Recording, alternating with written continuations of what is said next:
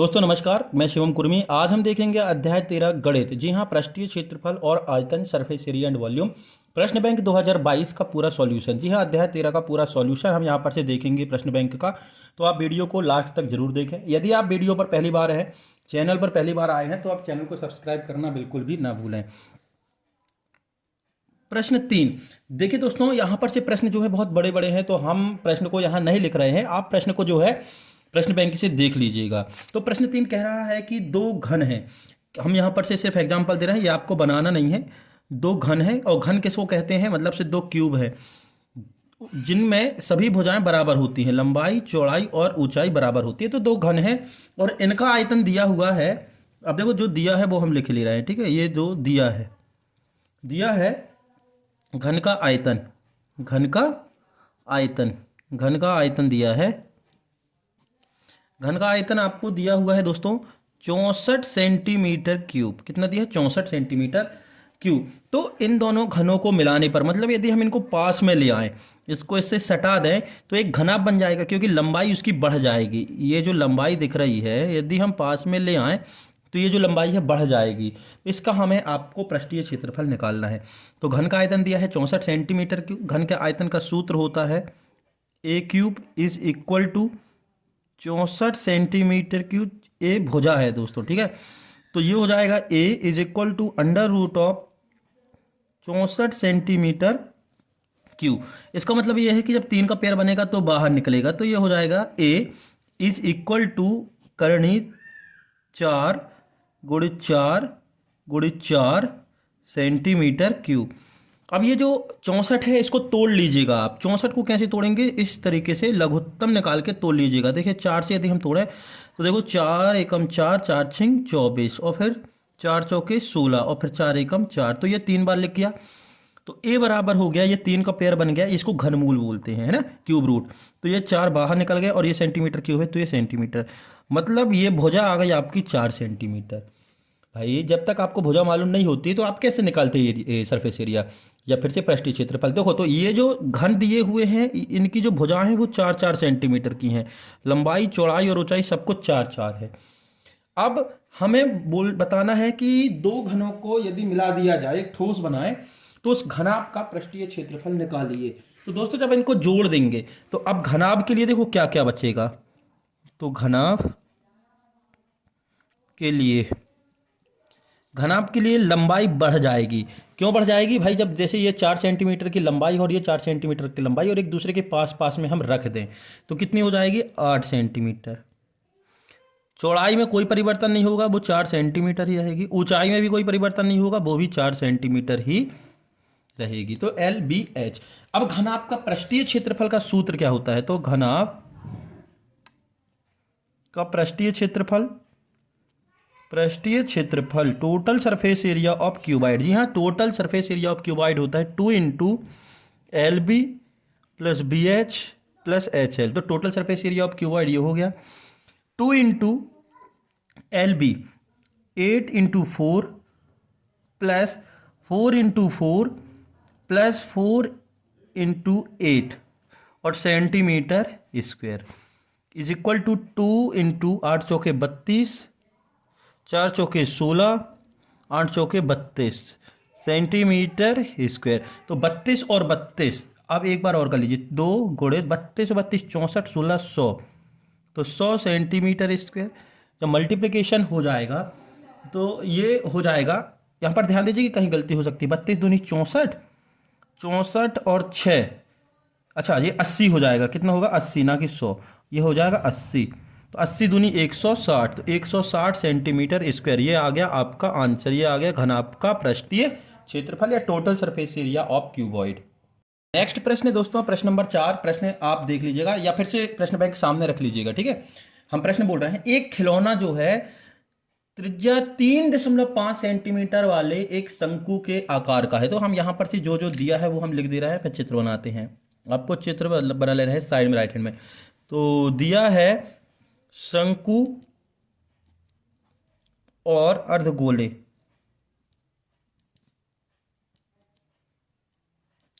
की त्रिज्या, इसको आर मान लिया। कितने दी है? 3.5 सेंटीमीटर। शंकु और अर्धगोले दोनों की त्रिज्या सेम है, 3.5 सेंटीमीटर। कुल ऊंचाई है खिलौने की, कुल ऊंचाई h इज इक्वल टू दी है 15.5 सेंटीमीटर। कितनी दी है? 15.5 सेंटीमीटर। अब चित्र बनाते हैं दोस्तों। क्वेश्चन कह रहा है कि एक खिलौना जो है 3.5 सेंटीमीटर वाले एक शंकु के आकार का, यानी कि कॉनिक शेप का है, जो उसी त्रिज्या के, उसी रेडियस के अर्धगोले पर अध्यारोपित है, मतलब रखा हुआ है। तो अर्धगोला इस तरीके से बनता है, ये अर्धगोला बन गया, यानी कि हेमीस्फेयर, ठीक। और इसके ऊपर रखा है शंकु। कौन रखा है इसके ऊपर? ये। और त्रिज्या दोनों की क्या है? सेम है, मतलब से यहाँ तक की जो दूरी है वो सेम है। शंकु या कौन के लिए भी रेडियस इतनी ही है और अर्धगोले के लिए भी रेडियस इतनी है। और टोटल ऊंचाई आपको दी हुई है, यानी कि यहाँ से लेकर यहाँ तक की ऊंचाई दी है 15.5 सेंटीमीटर। अब आपको इस पूरे का पृष्ठीय क्षेत्रफल निकालना है। तो बहुत ही इजी क्वेश्चन है दोस्तों। देखो करना क्या है, सबसे पहले तो हमें शंकु की ऊंचाई की जरूरत पड़ेगी। तो शंकु की ऊंचाई कितनी बचेगी दोस्तों? देखो ये जो अर्धगोला आपको दिख रहा है, इसकी ऊंचाई, मतलब देखो यहां पर हम बता दें आपको, ये एक गोला है, ये इसकी त्रिज्या है मान लो 2 सेंटीमीटर। तो इसकी जो गहराई होगी, जो ऊंचाई होगी, वो भी कितनी होगी? 2 सेंटीमीटर होगी। क्यों होगी? क्योंकि यहां से यदि हम इसको लें तो ये इसकी त्रिज्या के बराबर होगा। तो यहां से ये जो ऊंचाई होगी वो कितनी होगी दोस्तों? ये आपको खुद सोचना है। ये भी होगी 3.5 सेंटीमीटर, त्रिज्या के बराबर। भाई ये जो अर्धगोला दिख रहा है, हेमिस्फीयर दिख रहा है, उसकी जो त्रिज्या और ऊंचाई होती है वो बराबर होती है। तो ये हो गए 3.5। तो ये कितनी बची शंकु की ऊंचाई? 15.5 माइनस 3.5, 15.5 माइनस 3.5 मतलब हो गया 12 सेंटीमीटर। तो आप इसको यहां पर लिख सकते हैं, शंकु की ऊंचाई, क्योंकि ये क्वेश्चन में नहीं दिया है, ठीक है दोस्तों। तो शंकु की ऊंचाई h1 मान ली, तो h माइनस 3.5 सेंटीमीटर। तो h1 बराबर 15.5 माइनस 3.5 सेंटीमीटर बराबर 12 सेंटीमीटर। इतना क्लियर है? यह आ गई आपकी शंकु की ऊंचाई। अब यहाँ पर से देखिए, ये ऊंचाई आई है दोस्तों, ये तिर्यक ऊंचाई नहीं है, ये परपेंडिकुलर जो लंबवत हाइट है, ये वाली हाइट आई 12 सेंटीमीटर। अब तिर्यक ऊंचाई, तो इसका कुल पृष्ठीय क्षेत्रफल निकालना है, ठीक है। इसका कुल पृष्ठीय क्षेत्रफल निकालना है। तो खिलौने का कुल पृष्ठीय क्षेत्रफल होता है, सूत्र देखते हैं हम, खिलौने का कुल पृष्ठीय क्षेत्रफल, टोटल सरफेस एरिया निकालना है, कुल पृष्ठीय क्षेत्रफल। तो कुल पृष्ठीय क्षेत्रफल हो जाएगा आपका इसका क्षेत्रफल और इसका क्षेत्रफल, मतलब से शंकु का वक्र पृष्ठीय क्षेत्रफल और अर्धगोले का वक्र पृष्ठीय क्षेत्रफल। तो सूत्र हम लगाते हैं। तो शंकु का वक्र पृष्ठीय क्षेत्रफल, शंकु का वक्र पृष्ठीय क्षेत्रफल प्लस अर्धगोले का वक्र पृष्ठीय क्षेत्रफल, अर्धगोले का वक्र पृष्ठीय क्षेत्रफल। तो शंकु का वक्र पृष्ठीय क्षेत्रफल का सूत्र होता है पाई आर एल, मतलब से lateral surface area of cone plus lateral surface area of hemisphere 2 pi r square, ठीक है, 2 पाई आर स्क्वायर। अब देखिए यहां पर से हमें आर तो हमें दिया है, पाई की वैल्यू भी मालूम है, लेकिन अब बचा क्या अपने पास? एल। तो एल तो है नहीं है दोस्तों। तो अब एल कैसे निकालते हैं? देखो एल निकालने का सूत्र होता है तिर्यक ऊंचाई, हम इसको बोलते हैं स्लैंट हाइट। क्या बोलते हैं? तिर्यक ऊंचाई या slant height. Under root of r square plus h square, यहां से हम निकालेंगे। तो आर स्क्वायर मतलब 3.5 का स्क्वायर प्लस 12 का स्क्वायर। शंकु के लिए लगा रहे हैं दोस्तों, ठीक है। तो शंकु की ऊंचाई बस लगानी है 12 वाली। तो ये हो जाएगा आपका, तो देखिए 35 को हम लिख सकते हैं 35/100 का होल स्क्वायर, 100 नहीं 10, ये दशमलव के बाद एक संख्या, तो 10 का होल स्क्वायर प्लस 12 का स्क्वायर 144। तो 35 का स्क्वायर हो जाएगा 1225/10 का स्क्वायर 100 प्लस 144/1, कुछ नहीं है मतलब 1, अंडर रूट एलसीएम लेंगे तो हो जाएगा 100 और ये हो गया आपका 1225 प्लस 144 और 2 शून्य, 100 का गुणा कर दिया, परिमेय संख्याओं का जोड़ना कर दिए तो 100, ये हो गया 1225 और इसको जोड़ेंगे 144 और डबल शून्य को जोड़ते हैं तो यहाँ जोड़ लीजिएगा, देखिए 14 डबल शून्य और ये है 1225, 5 2 4 2 6 4 1 5 और ये 15625, कितना आ गया 15625, 15625। ये वर्गमूल होता है दोस्तों, ये जो वर्गमूल दिख रहा है ना 15625, ये वर्गमूल होता है 125 का, और 100 बाहर निकलेगा 10 से, क्योंकि ये 10 का वर्गमूल होता है। तो ये हो जाएगा 12.5, ये 0.5 सेंटीमीटर। 10 लिखा है तो एक शून्य शून्य है तो एक पीछे से एक संख्या गिर के दशमलव लगा देंगे तो 12.5 सेंटीमीटर। ये आ गया आपका एल या स्लैंट हाइट। क्या आ गई? Slant height. अब हमें इस वाले फॉर्मूले में वैल्यू पुट करनी है सिर्फ। तो देखो हम यहाँ से करते हैं तो दोनों जगह से पाई आर कॉमन ले लिया, पाई यहाँ भी है और यहाँ भी है, और आर यहाँ है और आर यहाँ है, तो यहाँ बचा केवल अंदर एल और यहाँ बचा 2r। क्या बचा? 2r। तो पाई की वैल्यू हो गई 22/7, आर की वैल्यू हो गई आपकी 3.5, मतलब 35/10 हम इसको लिख सकते हैं। ये एल की वैल्यू आ गई आपकी 125/10 प्लस 2 गुणित आर, आर मतलब से 35/10। ठीक है दोस्तों, शॉर्ट में कर लिया तो 7 एकम 7, 7 पना 35 और ये 2 पंचे 10 और 2 11 22 और ये 5 से 5 भी कट गया तो बाहर बचा 11। अब यहाँ देखते हैं, देखिए 2 एकम 2, 2 पंचे 10 और 5 एकम 5, 5 सत्ते 35, 5 सत्ते 35। तो यहाँ 12.5 यदि हम करते, जैसे 12.5 प्लस 7, ये सेंटीमीटर स्क्वायर में चलेगा क्योंकि एरिया निकाल रहे हैं, ठीक है, क्षेत्रफल निकाल रहे हैं। अब 12.5 में 7 जोड़ेंगे तो 12 और 7 हो जाएगा 19, तो 19.5, 19.5 में 11 का गुणा करना है। किसमें? 11 का गुणा करना है, तो आपका 214.5 सेंटीमीटर। ये देखिए, ये दोस्तों यहाँ पर से गलती हो गई, 12.5 प्लस 7 तो ये हो गया 12 और 7 19.5 और 11 का गुणा करेंगे तो सेंटीमीटर स्क्वायर। ये ही आपका आंसर। अगला क्वेश्चन है दोस्तों, कोई बर्तन एक खोखले अर्धगोले की आकार का है, ठीक है, खोखले अर्धगोले के आकार का है, ठीक है। तो यहाँ चित्र बना रहे खोखला अर्धगोला, इस तरीके से बनेगा खोखला अर्धगोला, भाई ऐसा ही बनेगा ना, अर्धगोला बन गया, ठीक। आगे कह रहा है जिसके ऊपर एक खोखला बेलन अध्यारोपित से रखा हुआ है, तो ये बेलन रख गया, बेलन ऐसा ही होता है, बेलन रखा है। अर्धगोले का व्यास 14 सेंटीमीटर है, इसका जो व्यास है ये कितना है? 14 सेंटीमीटर। ये यहाँ से पूरी लंबाई ये चौड़ाई दी है, और इस बर्तन की कुल ऊंचाई 13 सेंटीमीटर है, यहाँ से यहाँ तक की टोटल ऊंचाई दी है 13 सेंटीमीटर। ध्यान दीजिएगा। इस बर्तन का आंतरिक पृष्ठीय क्षेत्रफल निकालना है, तो कुछ नहीं है। अब देखो करते क्या है, सबसे पहले तो दिया है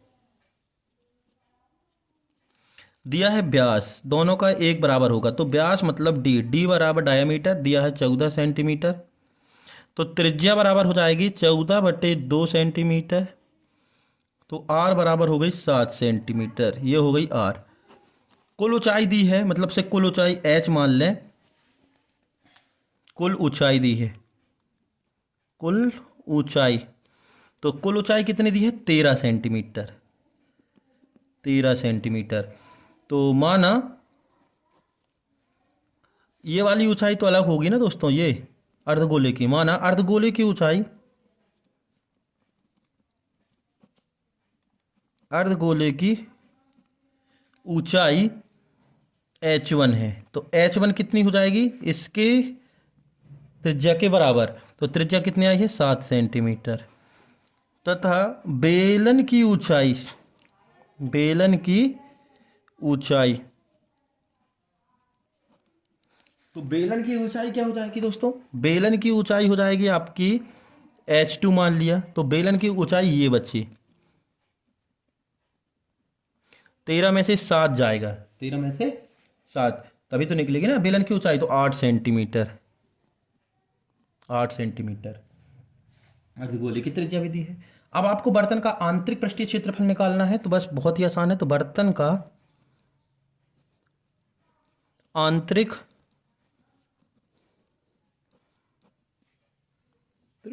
पृष्ठीय क्षेत्रफल, इंटरनल सरफेस एरिया, तो दोनों का वक्र पृष्ठीय क्षेत्रफल का सूत्र लगा देंगे तो हो जाएगा अर्धगोले का वक्र पृष्ठीय क्षेत्रफल, वक्र पृष्ठीय क्षेत्रफल प्लस बेलन का वक्र पृष्ठीय क्षेत्रफल, बेलन का वक्र पृष्ठीय क्षेत्रफल आप लिख लीजिएगा। अर्धगोले का वक्र पृष्ठीय क्षेत्रफल का सूत्र होता है 2πr² प्लस अर्ध बेलन का वक्र पृष्ठीय क्षेत्रफल का सूत्र होता है 2πrh, 2πrh। अब इन दोनों से देखो 2π बाहर लेना क्योंकि यहां भी है यहां भी है, और r भी कॉमन ले लें क्योंकि r यहां भी, तो यहां बचा r प्लस h, वैल्यू रखते हैं तो 2 इंटू 22/7 इंटू r मतलब 7, r 7 प्लस h कितना है, मतलब से यहाँ पर से बेलन की बात हो रही है, तो बेलन की ऊंचाई हमने h2 मानी है, तो यहाँ h2 लिखिएगा, ठीक है, h2 लिखिएगा। तो h2 की वैल्यू कितनी है 8 सेंटीमीटर स्क्वायर। ये 7 से 7 कट गया, ये हो गया 22 दूनी 44 प्लस 8 और 7 कितना होता है, 8 7 15 सेंटीमीटर स्क्वायर। तो इन दोनों को गुणा करना है दोस्तों, ये इंटू का साइन है दोस्तों, सॉरी, ये देखो यहाँ पर ब्रैकेट है, तो इनका 15 और 44 का और 15 का गुणा करेंगे। दोस्तों यहाँ देखिए थोड़ा सा यहाँ पर से गलती हो गई, अभी हमने देखा कि ये देखिए यहाँ पर से, ठीक है, ये 13 है और ये ऊंचाई है किसकी, अर्धगोले की 7 सेंटीमीटर, तो ये हो जाएगी 6 सेंटीमीटर। कितनी होगी, ये 6 सेंटीमीटर होगी, कितनी 6 सेंटीमीटर। भाई ये जो टोटल 13 है, 13 में से 7 जाएगा तो बचेगा 6, तो यहाँ पर से गलती हो गई, तो थोड़ा सा लिख लीजिएगा। h2 की वैल्यू 6 लिखनी है, कितनी लिखनी है, h2 की वैल्यू यहाँ पर से 6 लिख लीजिएगा। तो 7 6 हो गया 13, तो 13 के साथ 44 का गुणा करेंगे, तो 13 के साथ 44 का गुणा करेंगे तो ये हो जाएगा 572 सेंटीमीटर स्क्वायर, ठीक है। प्रश्न नंबर 6 है दोस्तों, दवा का एक कैप्सूल है, एक बेलन के आकार का है, ठीक है, एक सिलेंड्रिकल शेप में कैप्सूल है, तो हम चित्र बना रहे हैं। ये कैप्सूल इस तरीके से है, ये बेलन के आकार का है, ठीक है, ये इस तरीके से बेलन के आकार का है। ये जो है कैप्सूल बेलन के आकार का, जिसके दोनों सिरे पर एक अर्धगोला लगा हुआ है, तो मतलब ये देखो एक सिरे पर अर्धगोला और ये दूसरे सिरे पर अर्धगोला है, अर्धगोला लगा हुआ है। पूरे कैप्सूल की लंबाई 14 मिलीमीटर है, पूरा कैप्सूल यहाँ से लेकर यहाँ तक, मतलब यहाँ से यहाँ तक की टोटल लंबाई कितनी है, 14 मिलीमीटर है, कितनी है, 14 मिलीमीटर है। और कैप्सूल की लंबाई, उसका व्यास जो है, ये जो व्यास दिया है, ये टोटल व्यास दिया है, यहाँ से यहाँ तक की जो चौड़ाई दी है वो दिया है 5 मिलीमीटर। कितने दिया है, 5 मिलीमीटर। आपको इस कैप्सूल का जो है पृष्ठीय क्षेत्रफल निकालना है, तो क्या क्या दिया है देखते हैं। दिया है कैप्सूल की लंबाई, कैप्सूल की लंबाई दी है L is equal to 14 millimetre, कितनी दी है, 14 मिलीमीटर। तथा व्यास दिया है, व्यास तो सभी के लिए बराबर है, चाहे बेलन हो चाहे अर्धगोला हो, तो व्यास या डायमीटर दिया है आपको 5 मिलीमीटर। तो माना बेलन की, ये जो बेलन दिख रहा है बीच का, ये तो अगल बगल देखो अर्धगोले हैं और ये बीच का है बेलन, ये बेलन, तो बेलन की कितनी बचेगी, बेलन की लंबाई कितनी होगी, बेलन की लंबाई कितनी होगी, तो माना बेलन की लंबाई, बेलन की लंबाई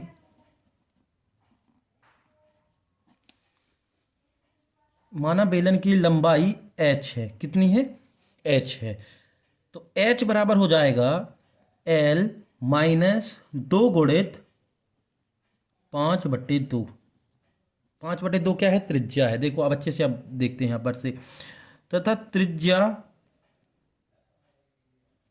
या r बराबर हो जाएगी D/2, व्यास है 5 मिलीमीटर, तो त्रिज्या हो जाएगी 5/2 मिलीमीटर।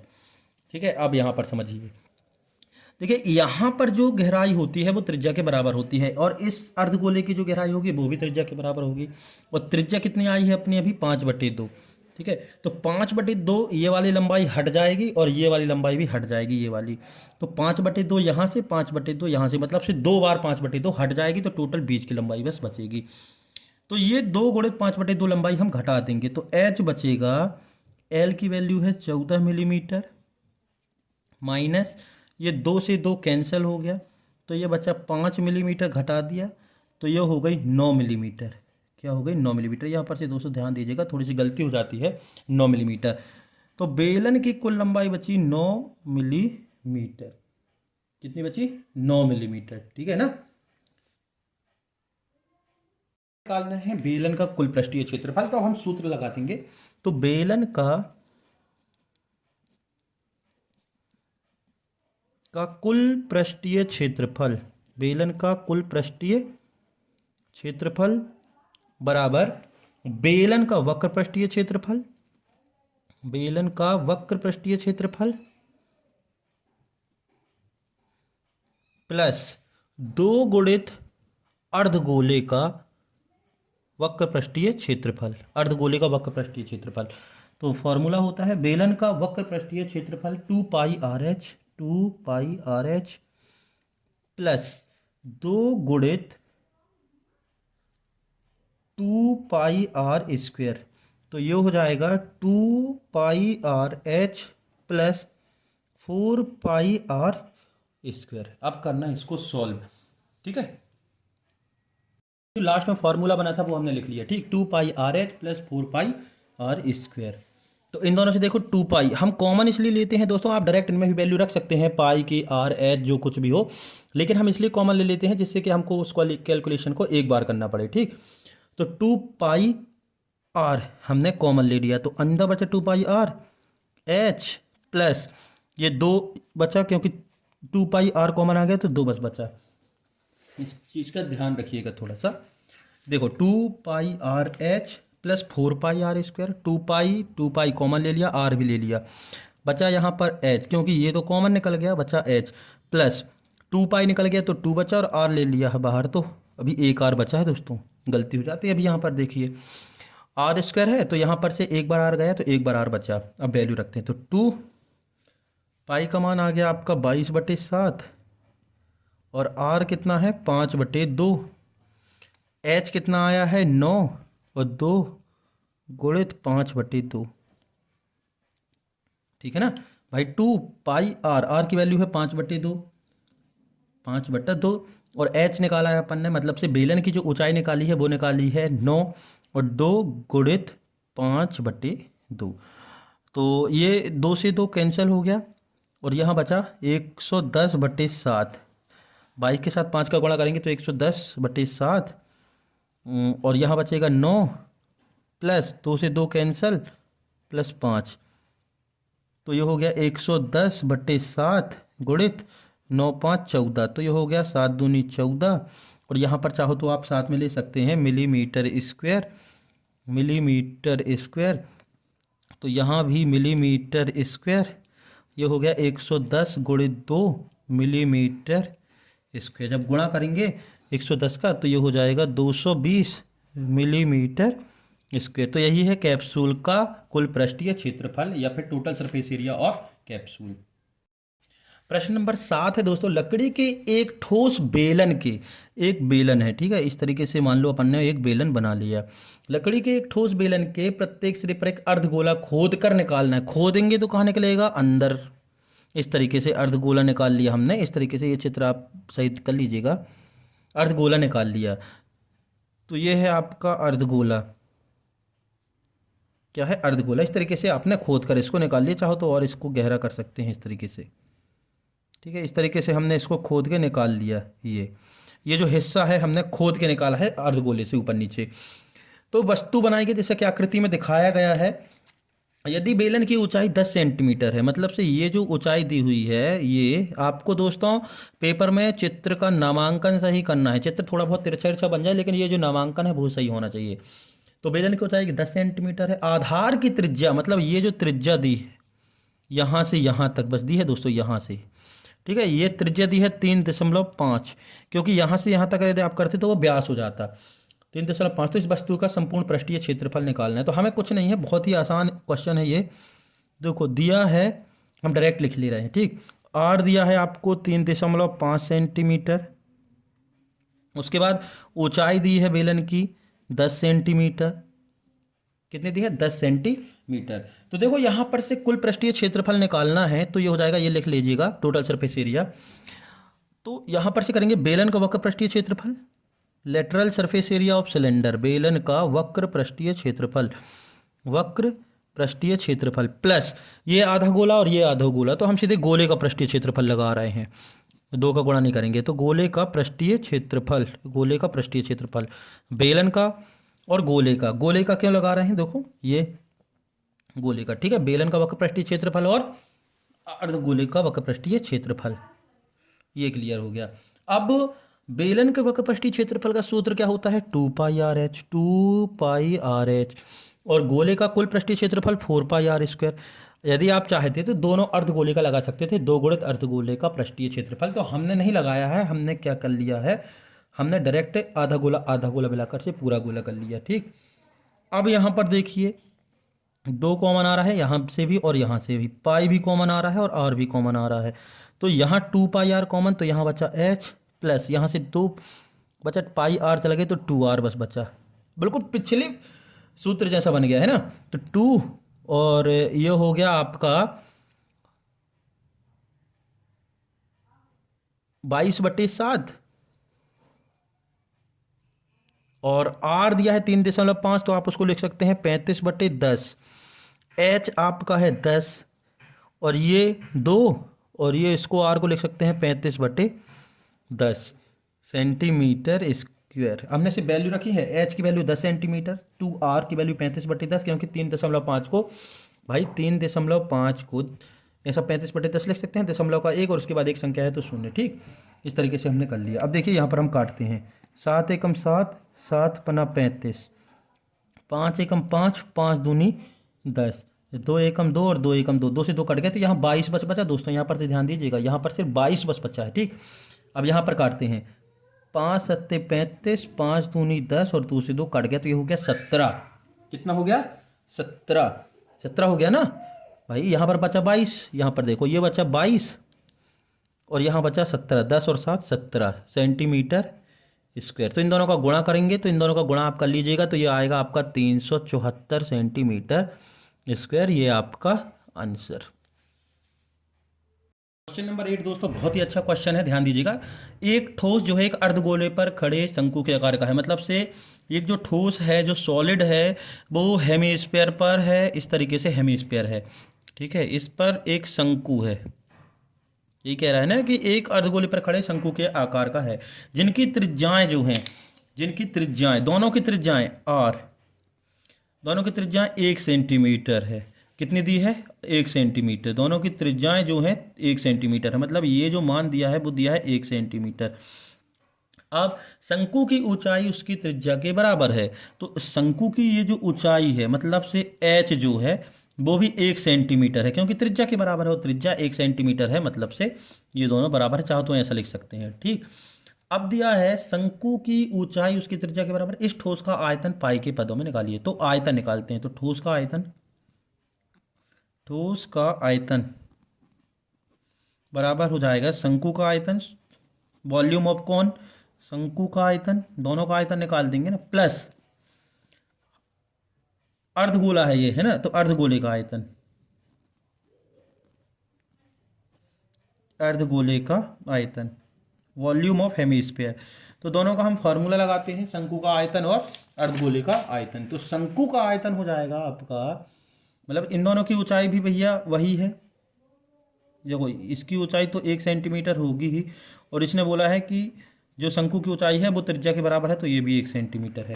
तो शंकु के आयतन का सूत्र होता है 1/3 पाई r² h, प्लस अर्धगोले का आयतन होता है 2/3 पाई r³। तो वैल्यू रखते हैं, तो ये हो जाएगा 1/3 पाई की वैल्यू नहीं रखना भी। आर की वैल्यू है 1² और ये एच है 1, 2/3 पाई, आर की वैल्यू है 1 का क्यूब। तो ये हो जाएगा π/3 प्लस, क्योंकि 1 तो 1 हो गया ना, और ये भी 1 का 1 हो गया, तो यहाँ पर से भी हो जाएगा 2/3 इंटू पाई। तो एलसीएम आ जाएगा 3, तो ये हो जाएगा pi plus 2 pi is equal to 3π/3। 3π/3 centimetre में दिया है दोस्तों सब कुछ, तो यहाँ पर से थोड़ा सा आप ध्यान रखिएगा कि सेंटीमीटर लेकर चलना है, क्योंकि ये जो था ये सेंटीमीटर क्यूब, ये भी सेंटीमीटर क्यूब, तो हम ऐसा है तो सेंटीमीटर क्यूब बाहर ले लिए इन तीनों दोनों के, तो ये भी हो गया सेंटीमीटर क्यूब। तो 3 से 3 कट गया, तो आपका केवल बचा पाई सेंटीमीटर क्यूब। तो ये आ गया आपका आंसर। दोस्तों प्रश्न नंबर 9 है, मॉडल बनाने वाली एक मिट्टी से 24 सेंटीमीटर ऊंचाई और 6 सेंटीमीटर त्रिज्या वाला एक शंकु बनाया गया है, और इससे आपको गोला बनाना है। क्या बनाना है? गोला बनाना है। तो गोले के आकार बदल दिया गया है, तो गोले की त्रिज्या ज्ञात कीजिए। तो बहुत ही ईजी, देखो दिया क्या है, हम आपको बता दें कि एक शंकु है, ठीक है, ये शंकु है, इसकी ऊंचाई आपको दी है 24 सेंटीमीटर, ये प्रश्न में दिया है, और इसकी त्रिज्या दी है 6 सेंटीमीटर। कितनी दी है? 6 सेंटीमीटर। इस गोले को पिघलाकर, सॉरी इस शंकु को या कोन को पिघलाकर से गोला बनाया गया है, तो इसकी त्रिज्या क्या होगी? मान लिया इसकी त्रिज्या r है। क्या है? इसकी त्रिज्या r है। तो ध्यान रखिएगा इसका आयतन और इसका आयतन बराबर होता है। हमारे कहने का मतलब ये है, मान लीजिए आप एक लोहा है, लोहे से ये वस्तु बनी है, इस वस्तु को यदि हम पिघला दें और किसी भी आकार में बदल दें तो उसके द्रव्यमान में परिवर्तन नहीं होगा। जी हाँ, उसके द्रव्यमान में, वॉल्यूम में चेंज नहीं होगा, क्योंकि यदि इस वस्तु का वजन 10 किलो है तो इसका भी 10 किलो होगा। तो volume is equal to volume. तो आप हम देखते हैं दिया क्या है। माना शंकु की ऊंचाई, माना शंकु की ऊंचाई h1 तथा त्रिज्या r1 है, त्रिज्या r1 है, तथा एक चीज और, अब गोले की मान लें हम दोस्तों, तो गोले की त्रिज्या r2 है, गोले की त्रिज्या r2 है। तो दिया क्या क्या है वो हम लिख लें।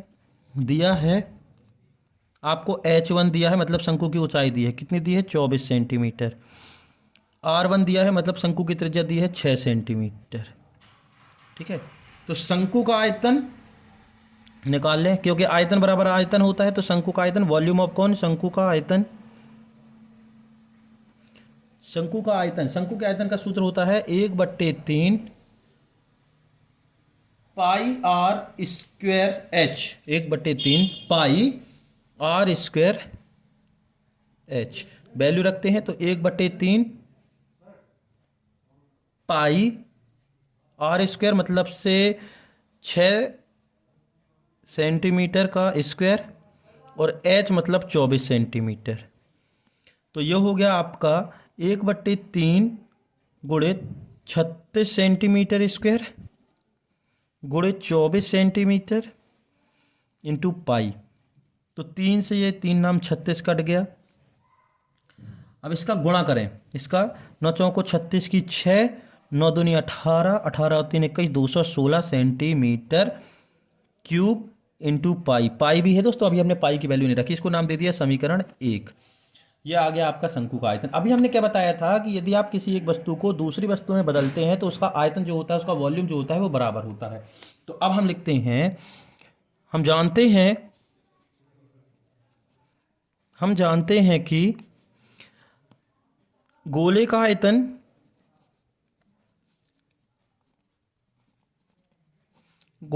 बराबर शंकु का आयतन, गोले का आयतन बराबर शंकु का आयतन। तो गोले के आयतन का सूत्र होता है 4/3 पाई r क्यूब, और शंकु का आयतन निकाल लिया है हमने 216 सेंटीमीटर क्यूब। यहां लिख सकते हैं चाहो तो आप समीकरण 1 से। तो पाई से पाई, यहाँ पाई भी था दोस्तों, ये गलती नहीं करना है अपन को, पाई से pi cancel, r cube, r निकालना है तो मतलब इसको r2 माने, क्योंकि हमने गोले की त्रिज्या को r2 माना है, तो यहाँ पर आपको r2 लिखना है। अब ये हो गया 216 बट्टे 4, ये गुणा में था तो 4 और ये भाग में था तो ऊपर आ गया इस तरीके से सेंटीमीटर क्यूब। ठीक है, तो आप काटते हैं, 4 पंचे 20 और 4 चौके 16, कट गया, 4 से 54 बार कट गया ये 216, 4 पंचे 20 और 4 चौके 16, तो ये हो गया r cube is equal to, अब यहां पर देखो इसको काटते हैं 54 को, तो 9 9 छक्का 54 आते कि 9 गुणे 6 गुणे 3 सेंटीमीटर क्यूब, ये कट गया ना, 9 छक्का 54। अब इसको और तोड़ना है भाई, 54 को तोड़ना है क्योंकि ये क्यूब दिया है तो ये 3 3 के पेयर बनाने हैं। अब ये 3 के पेयर कैसे आएंगे, तो या चाहो तो आप इसका डायरेक्ट गुणा भी कर सकते थे, तो हम इसका गुणा ही कर ले रहे हैं। तो देखो ये हो जाएगा 4 तिहाई 12 की 2 और 5 तिहाई 15 15 और 1 16, 162। दोस्तों ध्यान दीजिएगा, थोड़ा सा यहाँ पर से देखो काटने में मिस्टेक हो गई, इसलिए कि यहाँ पर से हमने देखा तो गलत आ रहा है। देखो 3 एकम 3, 3 दूनी 6, तो 24 गुणित 12 आ रहा है 288। कितना आ रहा है 288, तो ये वैल्यू हमें यहाँ रखनी है। 288 कहाँ रखनी है, यहाँ पर से, तो ये 216 की जगह आ जाएगा 288। अब ये हम यहाँ कर दे रहे हैं, ठीक है, क्या है 4/3 pi r cube is equal to 288 centimetre cube and pi, तो पाई से पाई हमने काट दिया, तो ये बचा r cube is equal to 288/4 और ये गुणे 3 सेंटीमीटर क्यूब, तो r cube is equal to, अब काटना है इसको, 4 छिंग 24, 4 सत्ते 28, 4 सत्ते 28 और 4 दूनी 8, तो ये हो गया 72 गुणित 3 सेंटीमीटर क्यूब, तो r cube is equal to 3 दूनी 6 और 7 दूनी 14, 7 तिहाई 21, ये हो गया 216 सेंटीमीटर क्यूब। अब ये आर, इसका क्यूब जो है सामने चला जाएगा तो ये घनमूल बन जाएगा, मतलब से 216 सेंटीमीटर क्यूब, तो ये आपको याद होना चाहिए कि ये 216 जो है 6 का घनमूल होता है, तो ये हो गया 6 सेंटीमीटर। तो ये जो गोला बनेगा वो कितने का होगा, 6 सेंटीमीटर त्रिज्या का। यही आपका आंसर, यही आपको बताना था।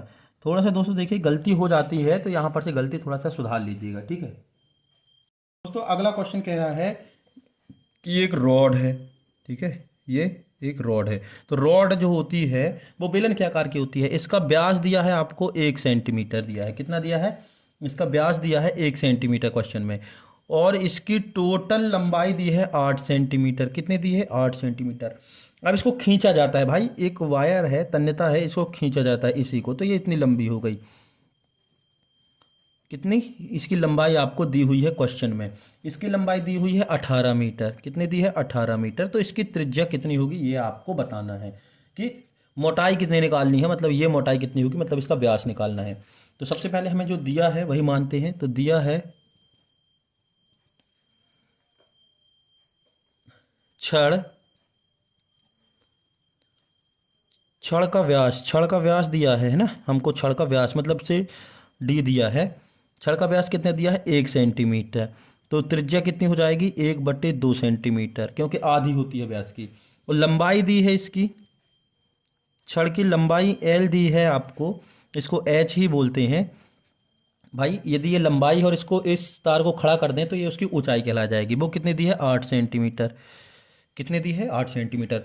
और इसको खींचकर इस रूप में परिवर्तित करना, मतलब इसकी लंबाई जो है 8 सेंटीमीटर से 18 मीटर हो गई, लेकिन इसके वजन में तो कोई परिवर्तन नहीं आएगा ना, इसके वॉल्यूम में कोई बदलाव नहीं होगा, सीधी सी बात, इसका आयतन बराबर रहेगा। तो हम निकालते हैं छड़ का आयतन, किसका, छड़ का आयतन, मतलब से पहले वाले का। तो छड़ का आयतन हो जाएगा आपका, ये सिलेंड्रिकल शेप में है तो बेलन का आयतन आप लगा देना, बेलन का आयतन है तो पाई आर स्क्वायर एच, तो पाई की वैल्यू आप नहीं रखें तो कोई दिक्कत नहीं है, आर रखते हैं तो ये हो जाएगी 1/2 सेंटीमीटर का स्क्वायर, और एच की वैल्यू है आपकी 8 सेंटीमीटर, और ये पाई की वैल्यू हमने नहीं रखी है, रख सकते हैं आप लेकिन हम नहीं रख रहे हैं क्योंकि इसमें भी हम पाई लगाएंगे तो पाई से पाई कैंसिल कर देंगे, तो ये हो गया 1/4 गुणित 8 सेंटीमीटर क्यूब, ये सेंटीमीटर स्क्वायर, ये सेंटीमीटर क्यूब, और ये है पाई। तो 4 एकम 4, 4 दूनी 8, तो ये हो गया 2 पाई सेंटीमीटर क्यूब। इसको चाहो तो समीकरण नंबर 1 नाम दे दिया। ये छड़ का आयतन है। अब ये तार की लंबाई, यानी कि ये तार का आयतन निकालना है, तो हम तार के आयतन की त्रिज्या r मान लिए, यहीं पे मान लीजिएगा आप, ठीक है। ऊपर सबसे माना, जो प्रश्न में पूछा था, माना तार की त्रिज्या कैपिटल R है, कैपिटल R है। तो हमें मालूम है कि छड़ का आयतन बराबर तार का आयतन, तो तार का आयतन बराबर छड़ का आयतन, छड़ का आयतन। तार का आयतन मतलब बेलन का आयतन। बेलन के आयतन का सूत्र क्या होता है, जो अभी हमने लगाया था, पाई, इसकी जगह हमने कैपिटल R माना है, R square H is equal to, ये तो हमने निकाल लिया है, 2 पाई सेंटीमीटर क्यूब। अब यहाँ पर ये जो पाई है, पाई से पाई तो कट गया, ठीक, ये बच्चा R square H is equal to 2 centimetre cube. अब ये जो H दिख रहा है दोस्तों, ये H जो दिख रहा है, इस चीज़ का ध्यान रखिएगा। यहाँ पर कितनी है, 18 मीटर, कितनी है, 18 मीटर। अब ये जो मीटर में दिया है, तो 18 मीटर को सेंटीमीटर में बदलेंगे तो ये हो जाएगी 1800 सेंटीमीटर। कितनी हो जाएगी, 1800 सेंटीमीटर, क्योंकि 1 मीटर में 100 सेंटीमीटर होते हैं, तो गणा कर लिया। तो ये हो गया आपका R स्क्वायर गुणित 1800 centimetre is equal to 2 centimetre cube. अब हमें R चाहिए है, तो R स्क्वायर यहीं रहेगा, यहाँ हो जाएगा 2/1800, क्योंकि ये इंटू में है तो ये इसके डिवाइड में आ गया, और ये सेंटीमीटर स्क्वायर, ये सेंटीमीटर क्यों, ये सेंटीमीटर, 1 सेंटीमीटर से 1 सेंटीमीटर कट गया तो 2 सेंटीमीटर बचे। R square to 1/900, 900 centimetre square. अब ये स्क्वायर यहाँ आएगा तो ये हो जाएगा 1/30 सेंटीमीटर। यही आपका आंसर नहीं है दोस्तों, ये तो त्रिज्या है। क्या है, त्रिज्या है, 1/30 सेंटीमीटर। आपको मोटाई निकालनी है, तो मोटाई हो जाएगी भाई, देखो ये त्रिज्या जो होती है, मान लो कि यहाँ पर ये त्रिज्या ये कहलाती है, ठीक है, और मोटाई क्या होगी, उसकी व्यास कहलाएगी। तो व्यास होती है त्रिज्या की 2 गुनी। अतः